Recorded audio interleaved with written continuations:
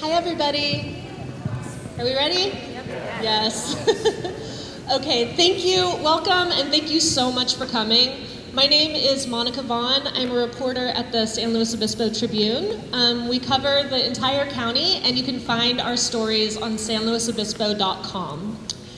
And I'm really glad that you're here today. Lately, I've been investigating and reporting on air quality in the Nipomo Mesa, and we're here today to talk about that and to talk about what the air quality issue is on the Mesa, what you can do to protect yourselves. So while the air is usually clean and healthy across the county and even here on the Mesa, there are several days or some days when it's unhealthy because of particulate matter. Who's familiar with the term particulate matter? Okay, residents. So particulate matter are tiny, tiny particles that can get past our upper respiratory system and get into our lower respiratory system and cause problems in our lungs and our hearts. And we know that particulate matter can come from construction sites, it can come from dirt roads, it's wildfire it's wildfire smoke. It's smoke from wood-burning stoves in your homes. It can be dust from agricultural fields. And the state of California has created guidelines for what they think are safe levels of particulate matter for people to inhale, or what is too dangerous for people to inhale. And we found through the Air Pollution Control District's data that on 47 days in 2018, the air on the Nipomo Mesa violated those state standards. So I've been investigating this issue in partnership with an organization called USC Annenberg's Center for Health Journalism. And I've spoken with parents and grandparents of students at Lang Elementary School. I've canvassed communities, knocking on people's doors. We sent out an online questionnaire to learn about people's health experience. And I heard from hundreds of residents on the Mesa. Some people don't experience health issues related to the particulate matter problem, but a lot of people do. I heard from people who have lung disease. I heard from families whose children have asthma attacks on bad air days and have to stay home from school. But one of the biggest things that I learned while doing this community outreach is just how few people had the information that they needed to protect themselves. So as a journalist, as a reporter, I'm always interested in providing information to people, to getting people information that helps them. So we're here today to talk about health. What are the risks of particulate matter? What are the effects? How can you protect yourself? So we have this panel right here of experts. I'm going to introduce them really quickly. This is Gary Willey. He is the County Air Pollution Control District Officer. We have Dr. Penny Borenstein, she's the Chief County Public Health Officer. Dr. Robert Lapidus, he's a retired pulmonologist who recently moved to Nipomo. And we also have Dr. William Morgan, a pediatrician who has practiced in Arroyo Grande for many years. So the issue that we're here to talk about is particulate matter. Here on the Nipomo Mesa, some people have been calling it a plume. So who here has seen the plume of dust that blows across on windy days? I've heard it described as like a hazy cloud. It's orange or brown. The air feels thick, maybe, sometimes. The plume blows from the Oceano Dune State Park, downwind across Willow Road, over Lang Elementary. And we know that it's naturally dusty on the dunes, right? We have sand in our backyards. State parks also did research conducted by the Desert Research Institute, published in 2013, that indicated that areas where vehicles drive are around 5 times as emissive as areas where vehicles don't drive. There is a plan to mitigate some of that dust by planting vegetation in some riding areas. So if you're interested in learning more about that, I recommend that you attend another meeting on October 1st, and you can get more information about that at the APCD table after this discussion. So, who here receives air quality alerts from the APCD? Okay, I hope that after this event, we see a lot more hands. Those of you who raise your hands know that air quality monitors show increased levels of particulate matter on windy days. And that's a health risk. And we're going to talk about why it's a health risk and what you can do. But first, I want to make a few introductions. Danielle, right there. Danielle Fox is with the Center for Health Journalism, and she's going to be facilitating your questions and us answering them. And then David Middlecamp, where are you? There's David. And is Laura here? And there's Laura over there. These are photographers with the Tribune, and they're documenting our event for us. The video of this panel discussion is going to be available online tomorrow or the next day, so you can share it with people who weren't able to attend. I also want to introduce other Tribune reporters. Can you raise your hand? Reporters and editors and staff. Dan, you're right there. I'm looking at you. Raise your hand. There's Dan. And Lindsay is somewhere. Is Lindsay here? She's out there. And Caitlin's back there. You might know Caitlin from her South County reporting. That's Lindsay Holden, North County reporter. And Cassandra Garibay is one of our interns from the Tribune, and she has been helping interview people for this project, so you may have met her also. So I also want to introduce Joe Tarica to come on up here for a moment. He's going to talk to you about the Tribune. Just briefly. I just wanted to thank everybody for showing up today, for taking time out of your day to come out for this. It's a really great showing. We really appreciate that. Monica's worked really hard on this, so to have you guys here for it it's really nice. Also just wanted to thank all the participants, you guys, for taking the time out and participating in this, and all the community groups too. We can't do an event like this. We can't do an event, is that better? We can't do an event like this without your support. It's really important now more than ever. Especially support from our subscribers. I don't know how many subscribers we have here. If you guys want to raise your hands, really appreciate all your support. One of the things we're doing here also is trying to make outreach to you and make our relationship better and help you get access to our products, so the newspaper and online access. So something we're doing here, if you're not a subscriber, is we have iPads up at the front there with some of our staff members who are going to can sign you up if you're not a subscriber. And if you are a subscriber, yeah, a discounted subscription, special for this event. If you are a subscriber to the print edition and you haven't activated your online access, your digital access, we can do that today too, for free. All right. So definitely connect with Lindsay or Cassandra out there afterwards, after the forum, and we'll hook that up for you so you can get all of what you pay for on your subscription. Other than that, we're really glad you're here. We welcome your questions. Take advantage of this opportunity here. It's once really unique chance here, so we're glad to have you. Great. Thanks, Joe. Again, thank you for coming. I know that here in the audience we have parents that are concerned about their children's health. We have residents who have lived here for decades and some that are new to the area. We have people who work in the area, sometimes outside. And we have people that are passionate about keeping all the riding areas open at the state park. And we just want to welcome everybody for being here. A reminder that this is an event about health. It's an event about the particulate matter problem and how people can protect themselves. We encourage everybody to ask questions that are on that topic. So first, we're going to start with Gary.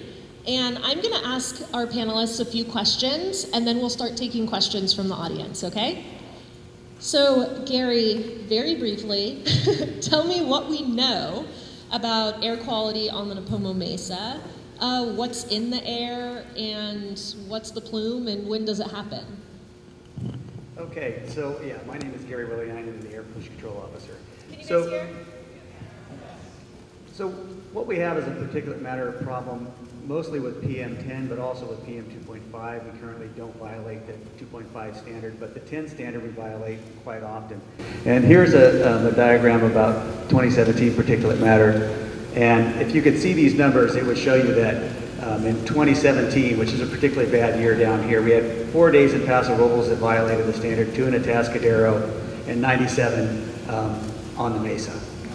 So, however, last year was much cleaner. We had less than half of that, still an unacceptable number. And next slide.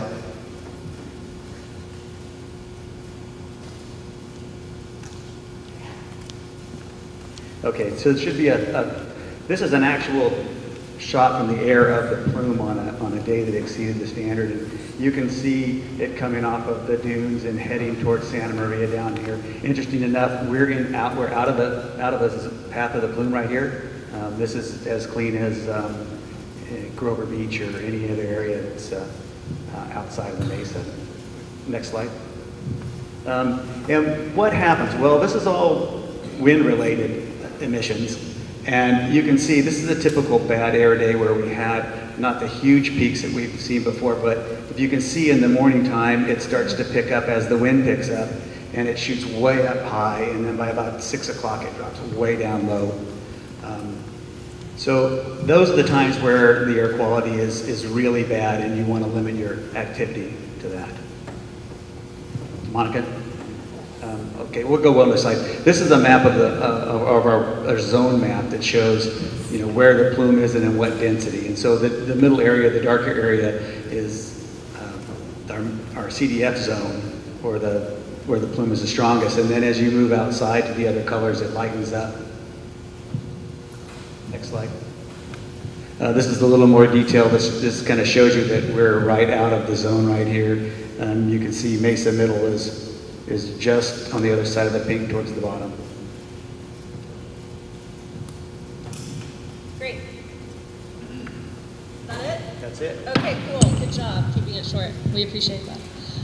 Dr. Borenstein, we want to ask you, what are the known health risks about particulate matter? I'm going to stand up so that I can turn that off. Do you want to use this? Sure. So that I can look at my audience and my slides simultaneously. This mic is a little bit quieter, so you okay, that will work. I know how to get up close and personal with a mic.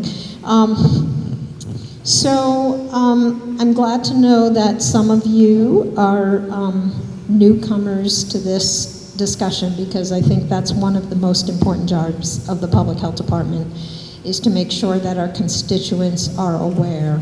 I'm surprised. I feel like we've had a lot of discussion between the Air Pollution Control District, the Public Health Department, board meetings, other kinds of community meetings. It's not my first time down here. And yet, I think there are a lot of people who are either somewhat aware or not at all aware of the issue. So I have the opportunity tonight to just talk about what are the health implications that we're talking about with respect to particulate matter. If this is the 100th time you've heard it, this will be the 101st time. If it's, you know, your first or second time, tune in. So with that said, okay, thanks. So Gary, who knows ambient air substances better than I do, talk about the coarse versus fine, 10 millimeters versus 2.5 micrometers, sorry.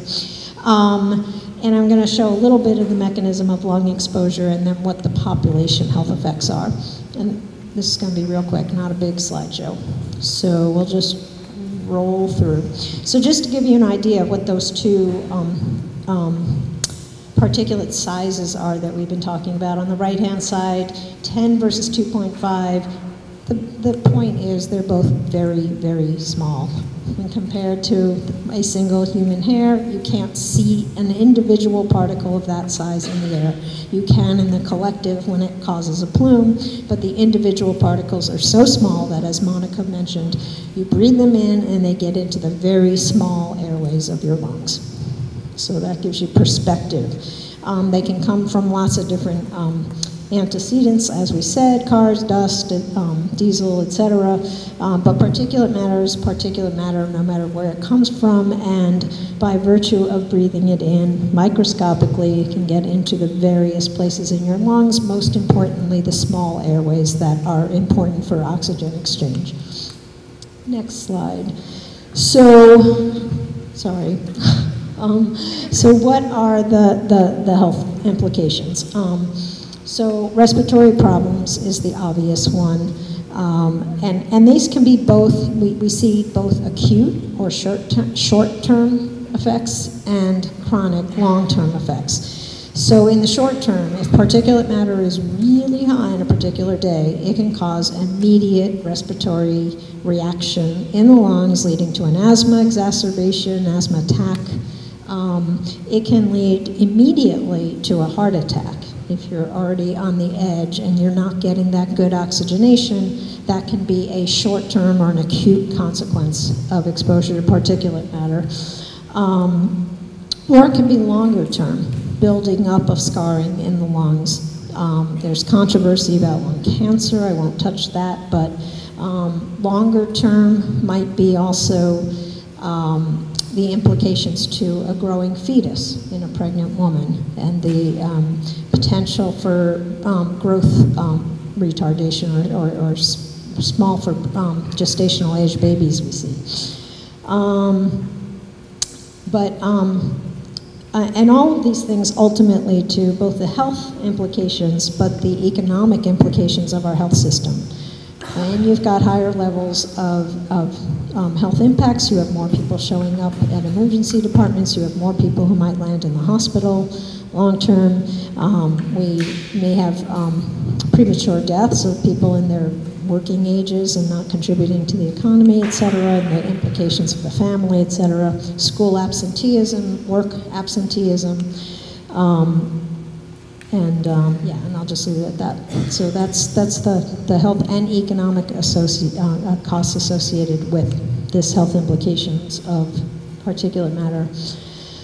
Who's particularly sensitive? So you'll hear things like out of APCD, if you get those alerts, it's a yellow day, a green day is great, a yellow day, a little less great, orange, red, etc. So as you move up that continuum, you get to where anyone who's the healthiest person in the world could have health impacts of high levels of exposure, either acutely, short term, or over the long term.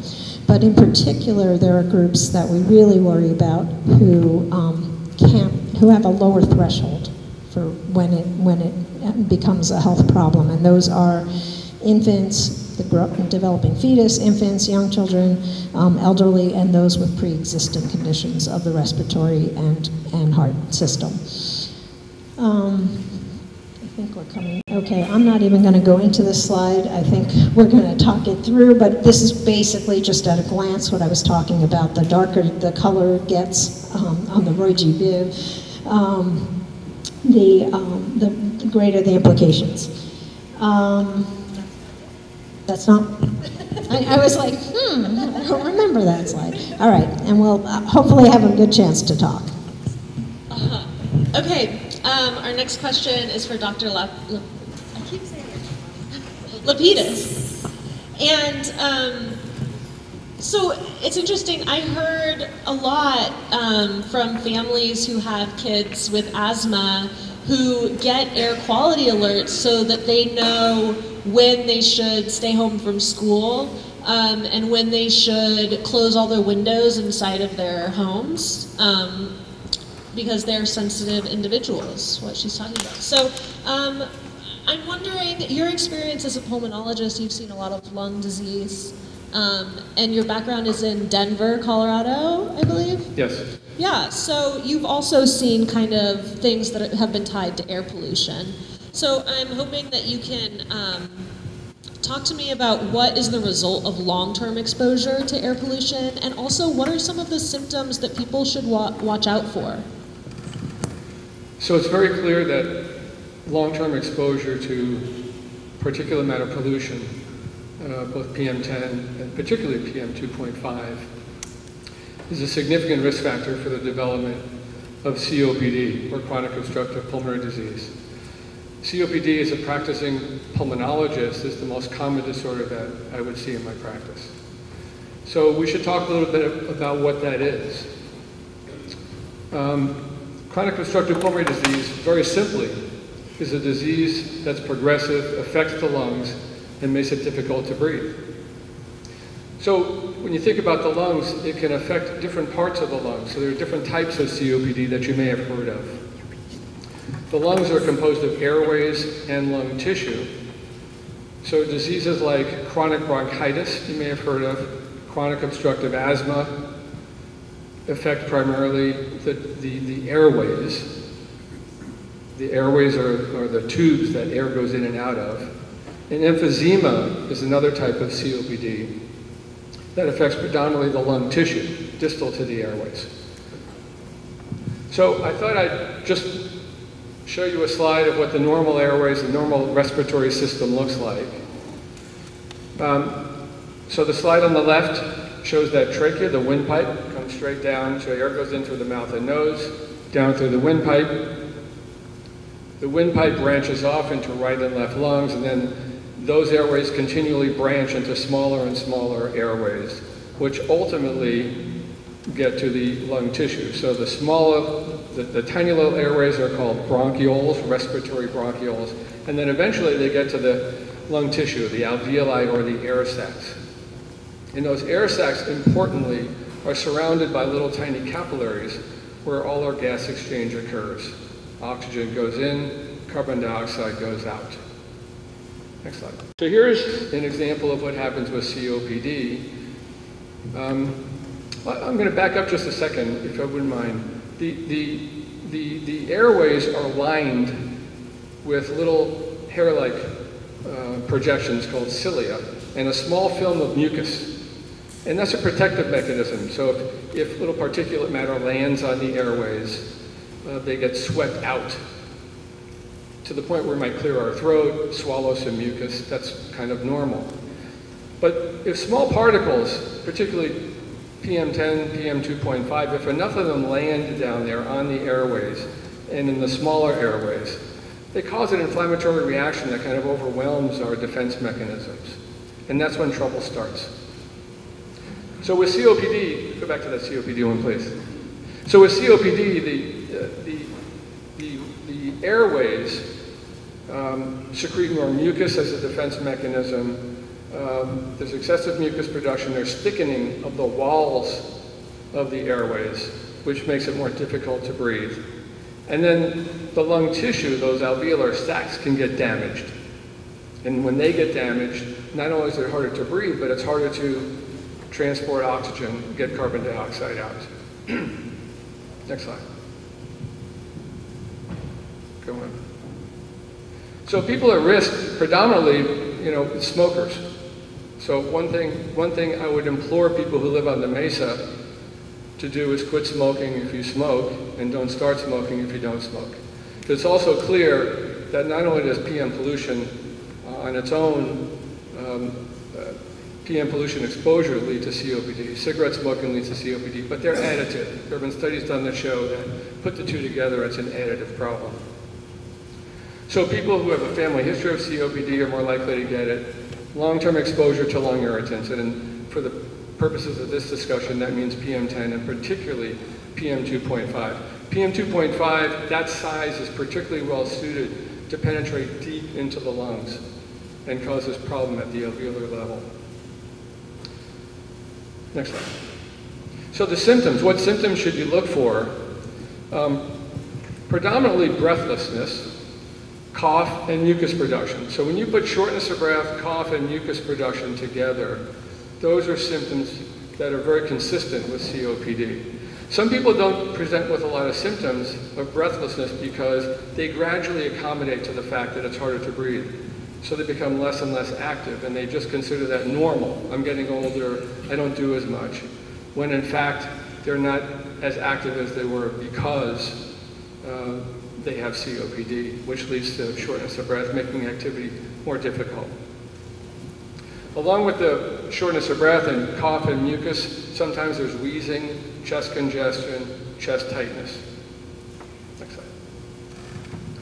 So if you develop symptoms like that, if you have symptoms like that, whether you live on the Mesa or not, those symptoms should be evaluated. And the way we diagnose COPD is with breathing function tests. So it's a history consistent with and a breathing test, which is an objective measurement of your lung function, which would confirm a diagnosis. I'll stop right there. Okay, great. Thank you so much. I thought so. Jimmy Paulding as a child. Were you treated by Dr. Morgan? Okay, that's an affirmative. He's still a kid.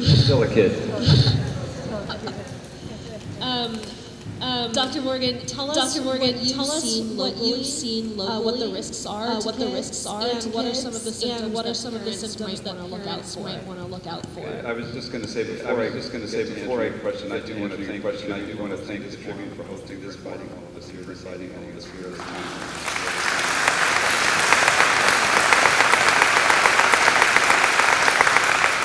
One of the things I've been practicing there in the 5 cities there for about 25 years now.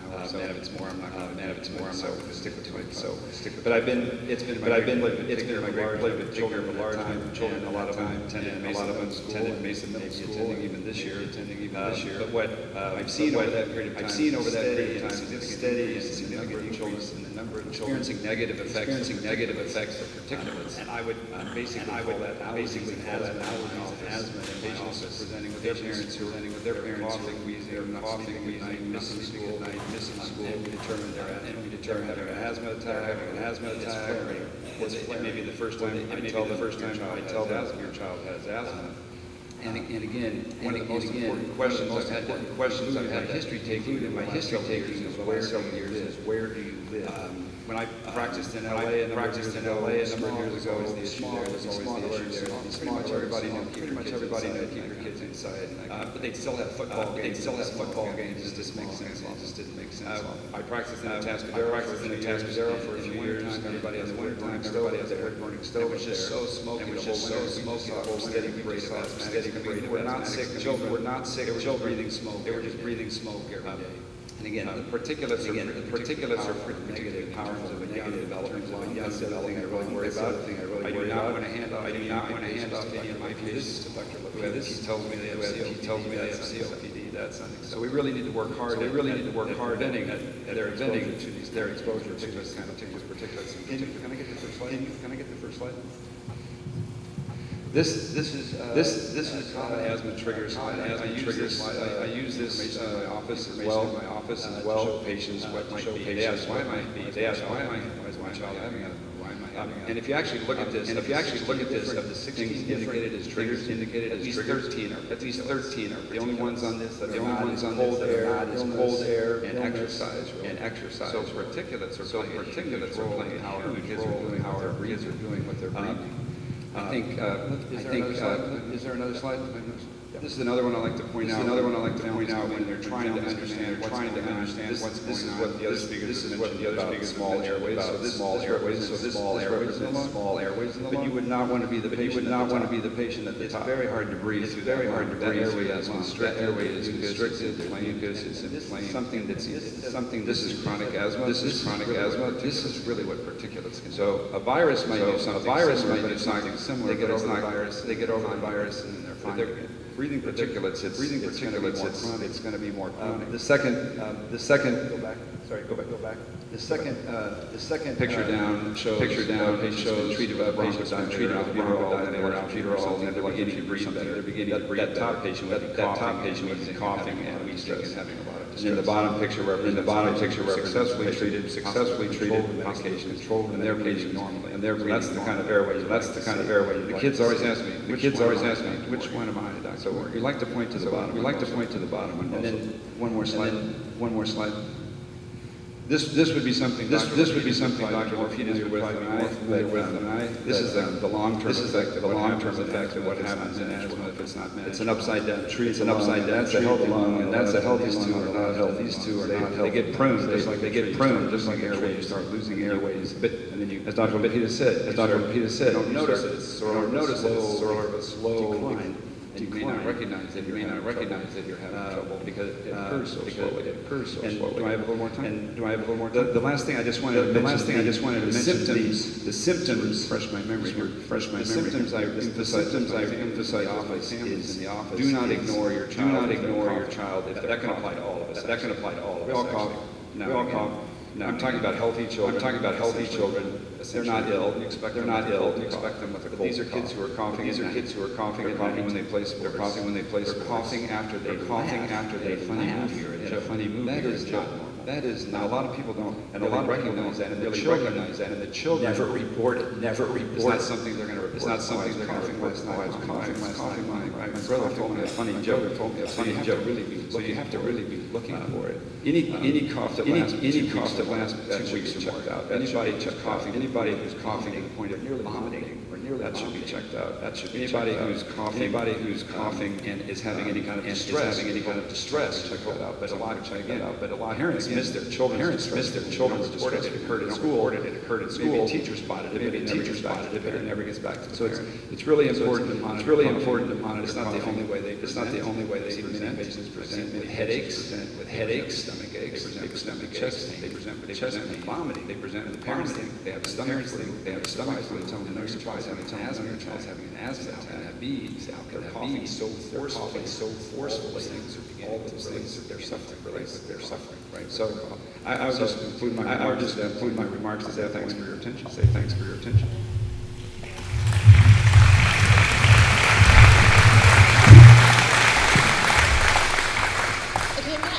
I'm going to ask the panel to open questions back to the audience for the first time. So the first question is, how can people protect themselves? Which means when the air quality is bad, what should people do?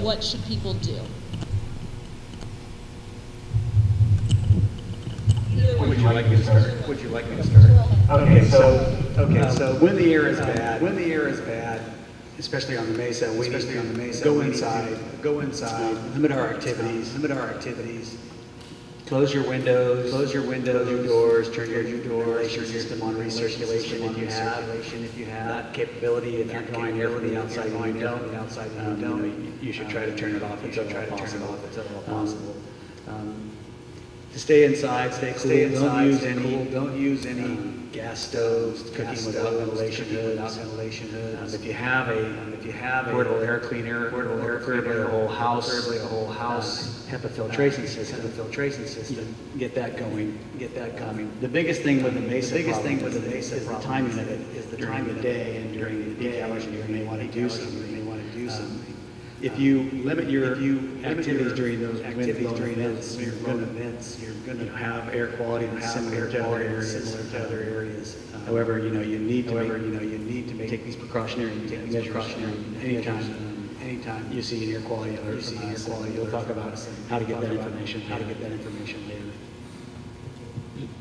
Another option is to leave the Mesa. Plan afternoon activities somewhere else, and avoid strenuous activity.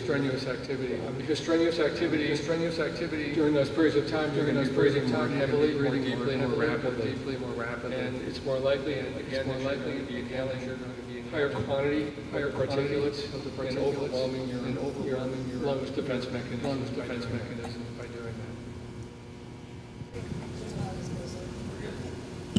And then, so that's how to protect yourself when the air quality is bad. How can people find out if the air quality is bad? I do believe we might have a slide on that.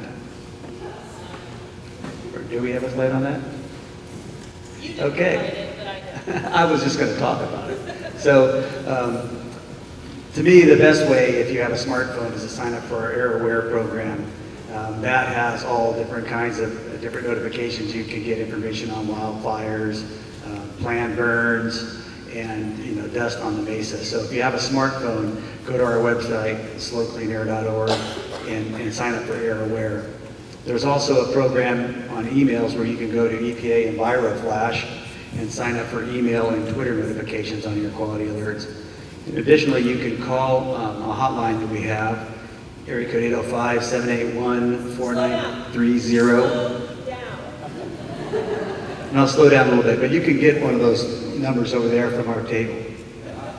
If you don't have internet access or you don't want to use email, you can go over to our table and get one of those stickers.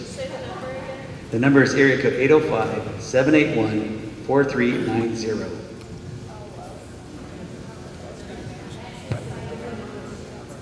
Those are two different numbers, but they both do the same thing. Yeah, you're also free to call our office if you have any problems. That's the general main office line up there, 5912, but somebody can get you their help. If you ever need any help from us, just give us a call. We always have somebody there that'll answer your questions. Okay. I just want to say that a lot of people are starting to get these air monitors called AirVisuals, and with grant funding from the Center of Health Journalism, the Tribune was able to acquire 3 monitors, and we placed them around the Nipomo Mesa at people's homes for people who were experiencing adverse effects that they thought might be related to air quality. And it's been really interesting to follow what those air quality monitors are finding. We saw a day just a couple weeks ago where the air quality reached unhealthy conditions, and for a brief moment, hazardous. It was hazardous air quality. And it's been interesting to hear from those residents kind of how they've related their health experience to what the monitor is showing. One woman told me that she doesn't look at the monitor every day, but when she says that she has a headache, she looks at the monitor and she sees that the air quality is bad outside. I want to recommend that people consider downloading this app called the AirVisual app. In this app, anywhere you are in the world, whether you're in the Central Valley or on the Mesa or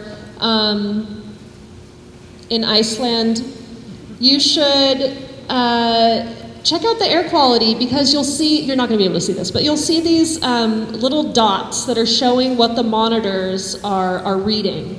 And these don't register the particulate matter quite as well as the EPA approved monitors do, but they can show you, general trends. So I think that's a really helpful thing to do. Before we start with questions, I want everybody to stand up for a second.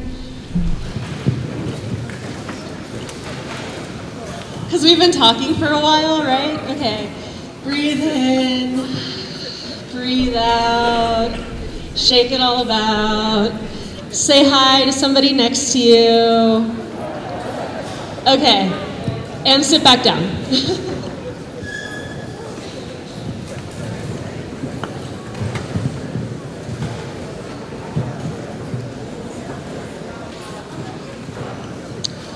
Okay, I'm really excited to hear your questions. We've gotten a lot of questions submitted, and they've just been really great. And so what we're going to do, Danielle, hello. So if you have a question related to health and air quality and how to protect yourself and the risks, raise your hand. And Danielle will, if you can come to the edge of your row, she will hold the microphone for you. So raise your hands again, who wants to go? Okay, let's go right here.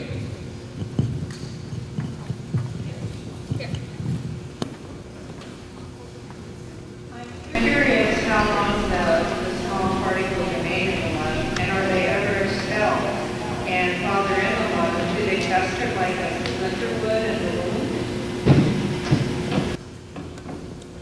So the question was, does particulate matter remain in the lungs, and is it ever expelled? And if it does it fester like a splinter in a wound? I can't honestly give you a good answer there. Ultimately, these things are typically coughed, so any kind of particulate matter is generally expelled, I would think, coughed out. But some of these small particles, particularly those less than 2.5 microns, actually can penetrate through the lungs into the bloodstream. So we're talking about the lungs here, but there are some systemic effects as well. So other diseases, particularly cardiovascular disease, can be precipitated by exposure to particulate matter from a variety of different mechanisms. One of those mechanisms, however, is that the particles actually penetrate into the bloodstream, the smaller ones. Some of the smaller ones also, less than 2 microns, let's say, are small enough that they don't even settle. So some of the very smaller ones, you may breathe in and exhale out, and they don't even settle at all. I can give a little bit of information on that. I've read stuff from wildfires and from the firefighters who battle the blazes, and since they've started going year-round, the reports typically were they would lose lung function when they were out there fighting these fires, and they would have 6-8 months off, and their lungs would regenerate. Now that's just for, that's not saying there's not scarring going on there for long-term, but the short-term, to get back most all of their lung function, it takes about 6 months. What they were finding out with these studies were that the firefighters weren't getting those breaks anymore because we were having fires in December and January and then in June. So that part about it, there is a regeneration about not being exposed to it, but whether or not there are other long-term scarring areas in that, I would think there's some involved with that as well. Okay, next. Make it easy. Sorry. Yes, I moved here a few years ago, and without knowing about the air quality, and had a lot of respiratory problems. So actually, I came down to the ABCD and I said, "Show me where I can move where this won't be a problem." So I said, "How about here? How about there?" And I was told, which makes sense, there's no line, like if you don't cross Highway 1 at this point,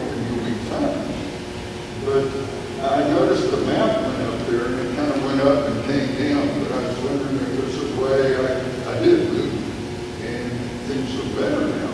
But if you have one on the table or one I can look at that shows what's better, what's worse. Yeah, certainly you can go to our table and get some information on that. Yeah, there isn't like a bright line. Our maps are general and broad-based and health protective. But we do have, spot information where we've done air quality monitoring for specific areas that you can look at that, and we can give you some information for. Let's go to the next question. Back here. Oh, right here. He's coming for it. Yeah, I was just wondering why the county is not using the early warning system, siren system, to alert people on Mesa of this air quality problem. Now we're getting to it. Thank you. Thank you.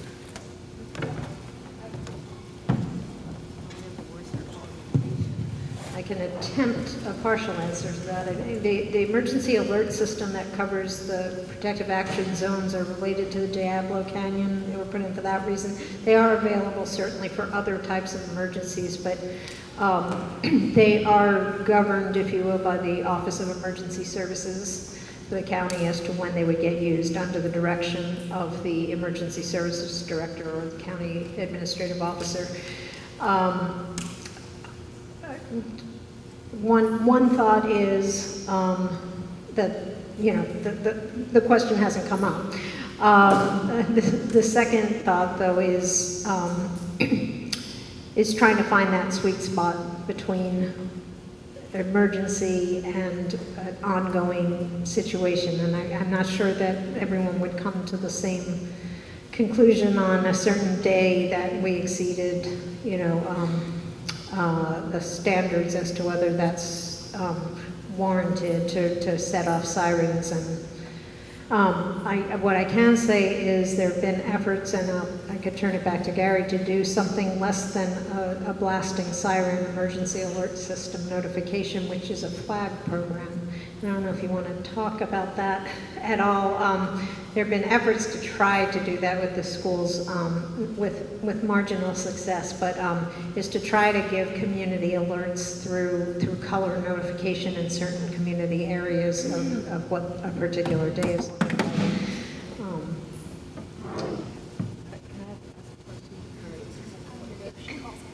No, it's not. Okay.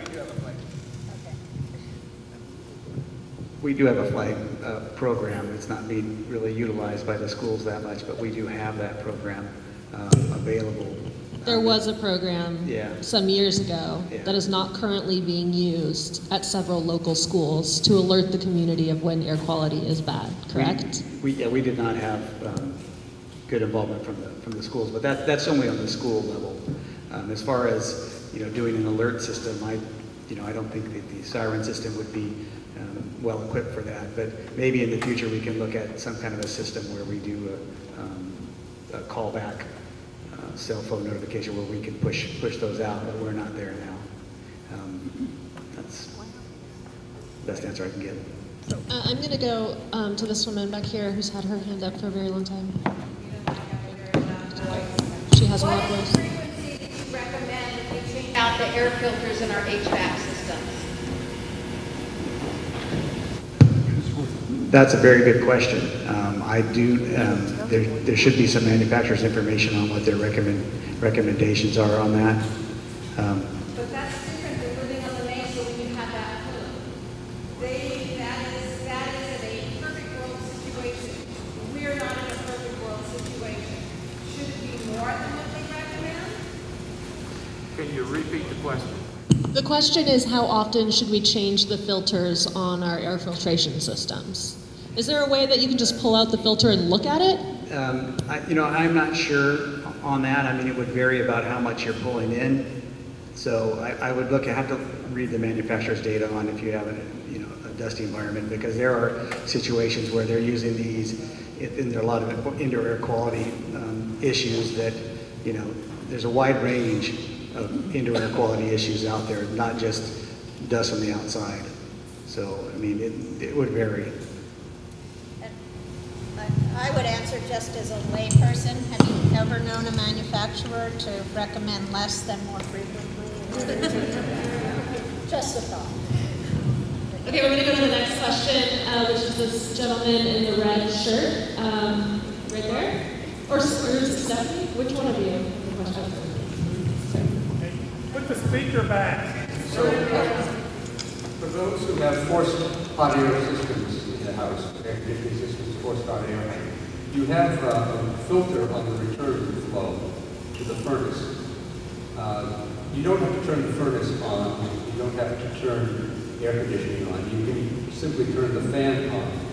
So on those occasions when the air quality inside your home is not acceptable to you, you have a mark and you can keep an eye on that sort of thing very specifically in your home, then you would simply turn on the fan, and the fan pulling the air through the filter. If you have filters rated to collect particles as small as PM10 or PM2.5, and they are available, you can get them at Home Depot and other places, that will be quite effective at reducing the inside particulate matter, and it will be captured. Now, we have events in the seasonal events with regard to the dust, and they happen principally, this is right, Gary, in about April or May, and then again in the fall. So one good practice might be to change out those filters at least twice a year, let's say before each of those seasonal events take place. If your filters are not down low and you don't have a lot of other dust in the house, simply looking at the filter will not be enough to tell you whether or not they need to be changed. Because these particulates are so tiny they wouldn't show up. Okay, we're going to move on. Thank you very much. We have a short amount of time and a lot of questions. I want to go to this man up here with the cell phone. Sorry, Danielle, to make you...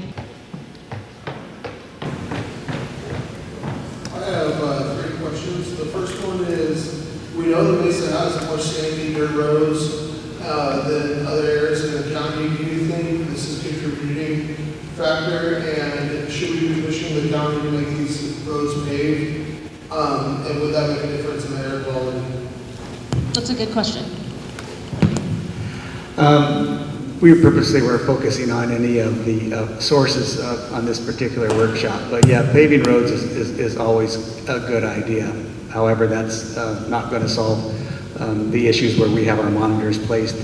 So it'll solve the area near that road, but not the widespread area that we're having to deal with.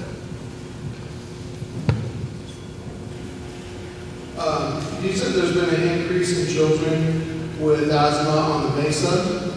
No, I don't think we said there's been an increase. There hasn't been any health study, so we don't know if there's been an increase. We don't know how many, but continue with the question. The doctor had said that there was an increase over this time. I was not referring to the Mesa, just in my practice career in general over the 25 years, I've seen a steady increase in asthmatic patients, but not specifically from the Mesa. Okay.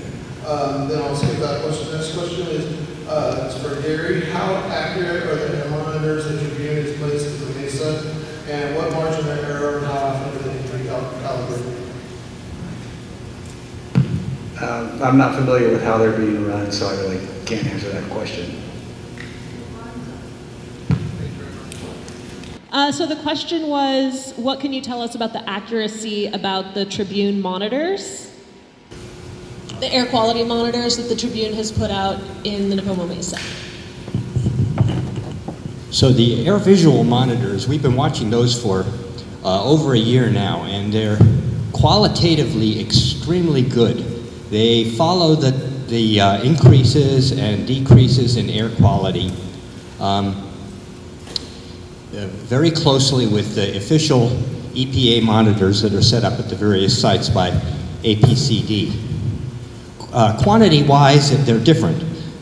They're not scientific instruments. So generally, when there's dunes dust in the air, they read about 2/3 of what the BAMs read, the official instruments read. And when there's fire smoke in the air, they read about twice what the BAMs read. So when you look at them qualitatively to see whether air quality is improving or whether it's not improving, it's getting worse, you can pretty much count on the timing being just right. But you have to look at the BAMs to find the actual numbers if that's what you're interested in. But it's not too far out. Thank you, Sam. Sam Saltoon is a volunteer that's been working with the Tribune. He's going to be available when the panel discussion is over to talk with you about how you can look at monitors in your neighborhood and also how you can close up your house so the particulate matter doesn't float inside. Let's go to the next question, and we're going to go into rapid fire here, okay? So we need like 1-sentence questions, 1-sentence answers. Got it? Okay. Ready to run? Yes. Cool. Let's go right here and then right behind. Can I get access to real-time data from ABCD about the dust? Real-time data about the dust.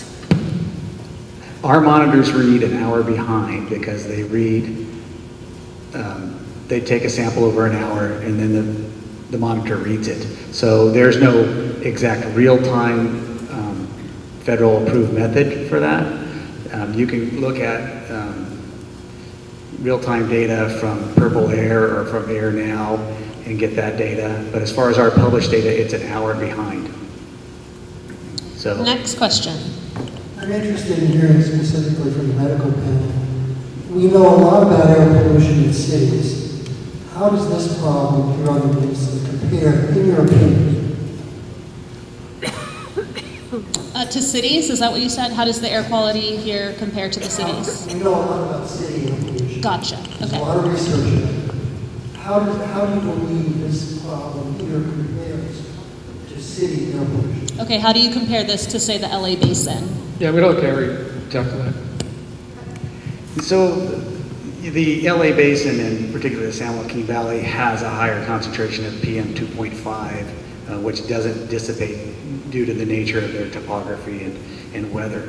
And so, you know, as far as some aspects, year-round exposure is worse in those areas. However, if you were one person who spent all your time outdoors and you decided to do your runs from 11 o'clock to 4 o'clock in the afternoons in the springtime, you'd be consuming the large quantities of that very dirty air. So at that particular time, it would be much worse for your health on a short-term impact. Hey Gary, is bad air bad? Bad air is very bad. Okay, next question. We're going to go right here. And who had their hand up next?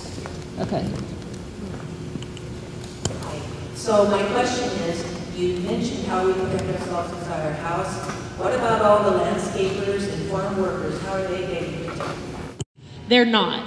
But I've recently learned that there's new legislation, new regulation that came out as an emergency response in the state of California to wildfire smoke.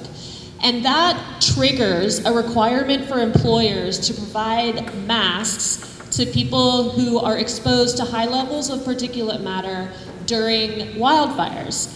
But the regulation does not limit to the source. So we know that sometimes the particulate matter levels on the Nipomo Mesa might reach those levels that will require employers to provide masks to people who work outside. That's information that we're going to be working to provide to the community. And also, we know that masks are not 100% efficient. They're a false sense of security, and you know, it only helps a little bit. So employers, farmers, landscape managers who have employees should consider adjusting work hours, or might want to consider adjusting work hours to reduce exposure to particulate matter. Next question, right there.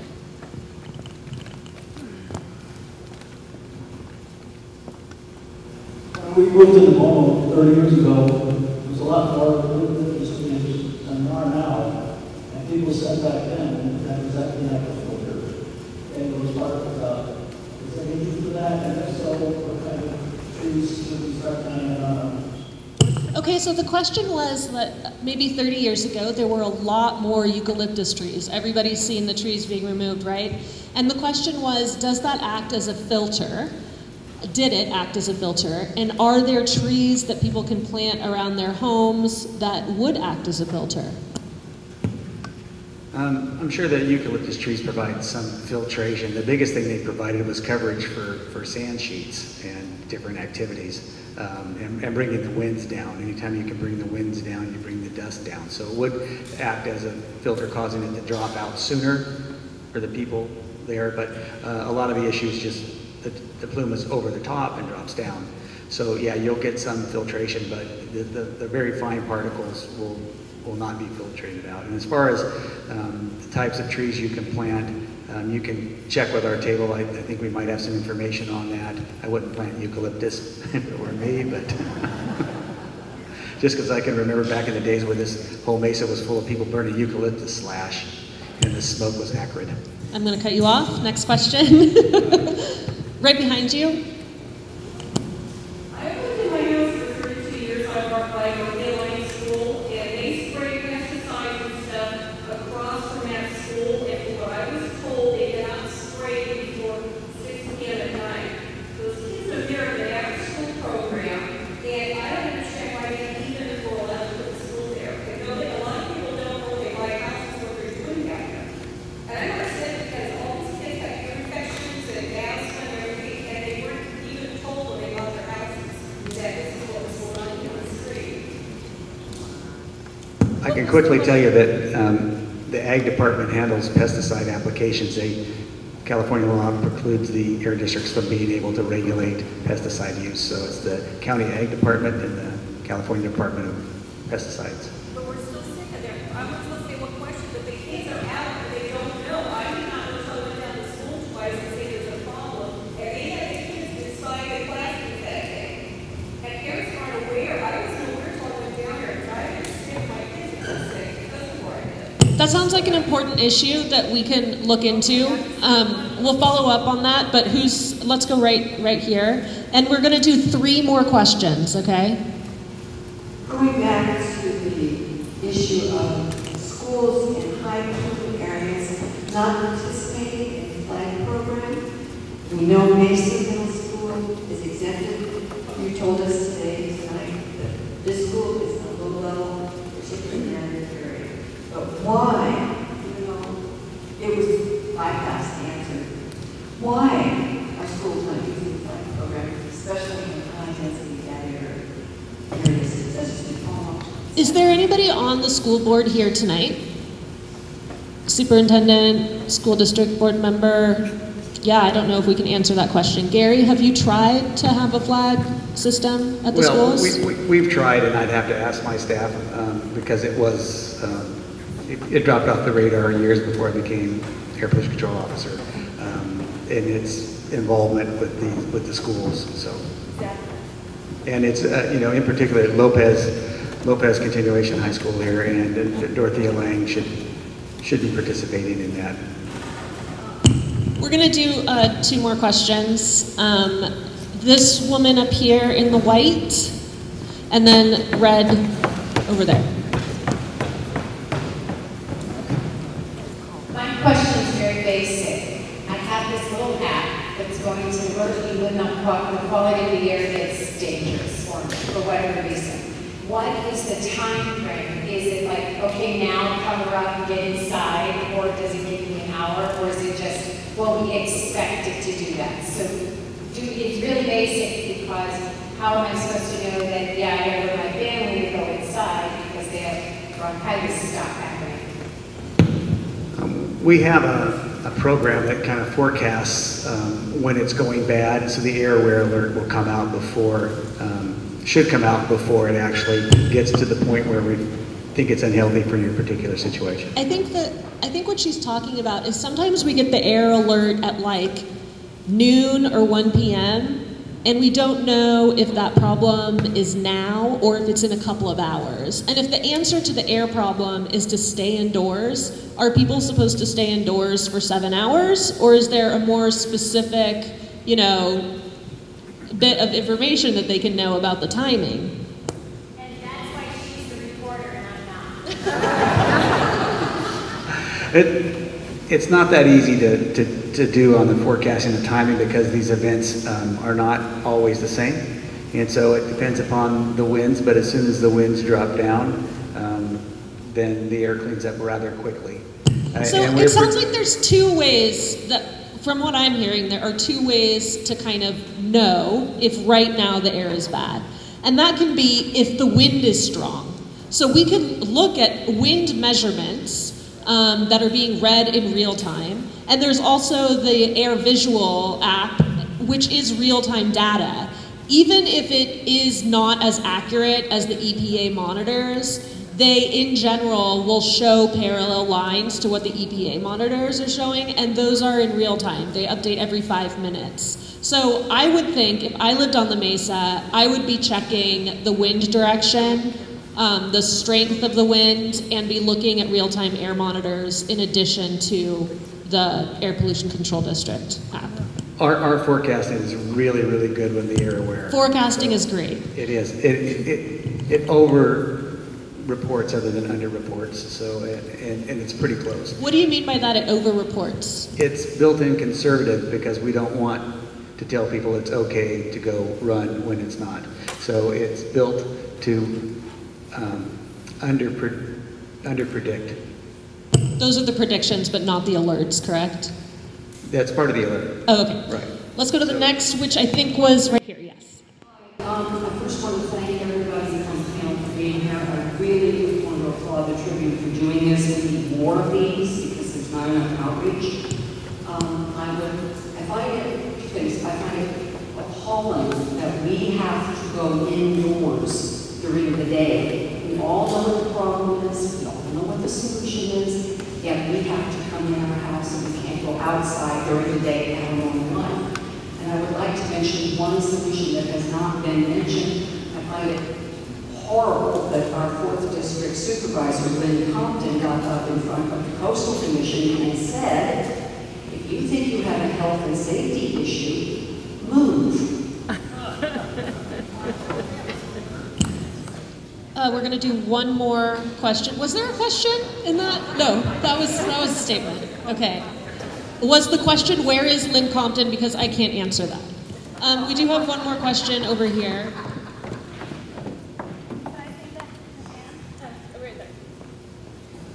And after this question, I do want to ask you to stick around for a minute, and I'm going to tell you about some continuing discussions that we can have. Well, my comment and my question is along those lines, that we're talking tonight about what people can do for themselves, but we kind of have a pretty clear idea of what's causing the dust. And I know with the Coastal Commission, they gave direction to the state parks to come up with a plan, and is part of that plan that when we know we have a windy day that people stop riding their off-road vehicles so it doesn't cause the plume in the first place? So we're not addressing that issue tonight, but we do know that the settlement plan would allow vehicles to continue riding on the dunes, and it involves planting vegetation to reduce dust. If you're interested in more information about that, there is a meeting on October 1st. And I recommend that anybody who's interested in learning about that plan attend that meeting, and you can learn details about it at the Air Pollution Control District table. So I want to thank you guys so much for taking this information. And I really hope, sit back down, I'm not done. My mom's a middle school teacher, so that's where I get it from. I just hope that when you take this information, you share it with people. Share it with your friends and your neighbors and groups that you're a member of, because that's how people can become informed on the issue and learn how to protect themselves. If you're able to stick around for a little bit longer, I want to kind of promote some community discussions around certain topics.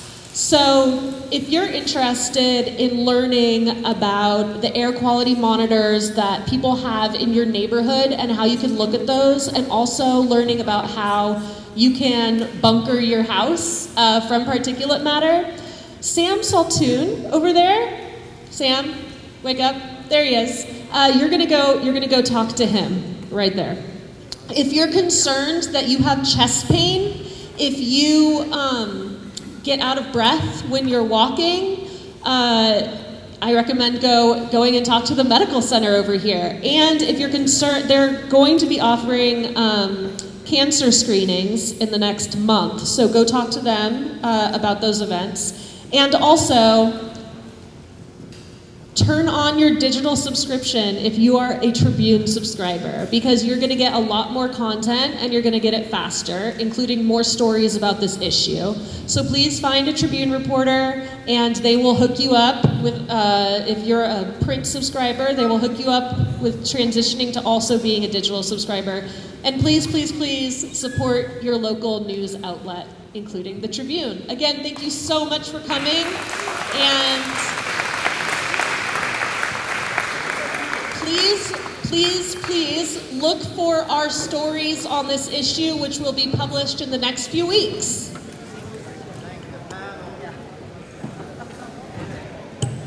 Oh yes, and I want to thank our panelists. Geez, everybody, yes, thank the panelists. Gary, Bill, Robert, and Penny, thank you so much.